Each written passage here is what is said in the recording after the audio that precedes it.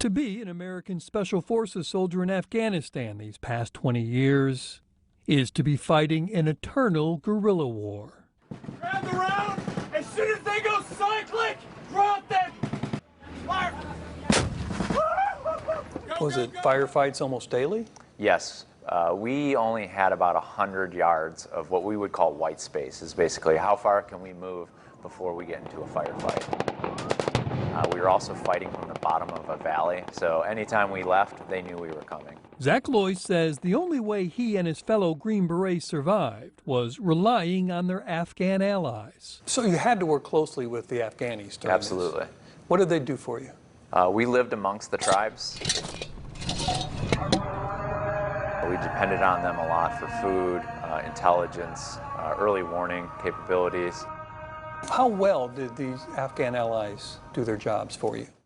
They were phenomenal. The team that we worked with, I would trust with my life.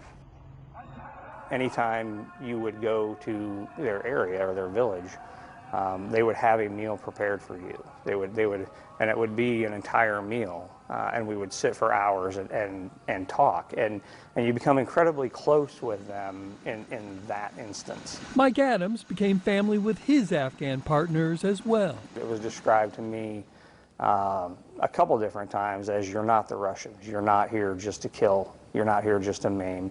You're here to make a difference. The Afghanis took to the Americans in part because they realized this wasn't like the Soviet invasion of 1979.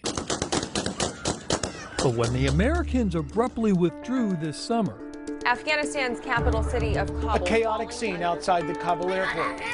Thousands remain in Afghanistan. Even for U.S. citizens right now, there are not many options to get out of Afghanistan. Almost all of their Afghan allies who risked their lives working next to them were left behind. We were able to get about 630 folks through the wall at the airport onto planes. That's great, but there are a lot more to go. Absolutely.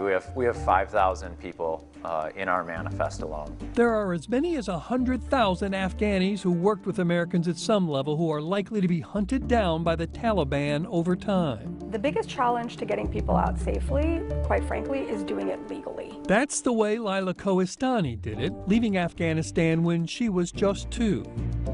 Lila joined the U.S. Navy and is also working to get Afghan allies out of the country, and like Zach, wasn't sure of where to start. I was in the middle of trying to get my own folks out, working with the State Department, Congressional, and I kept running into roadblocks. And I got frustrated, and I posted a Hail Mary on LinkedIn. Can anyone help me? Does anyone know how to do this? It turns out some did.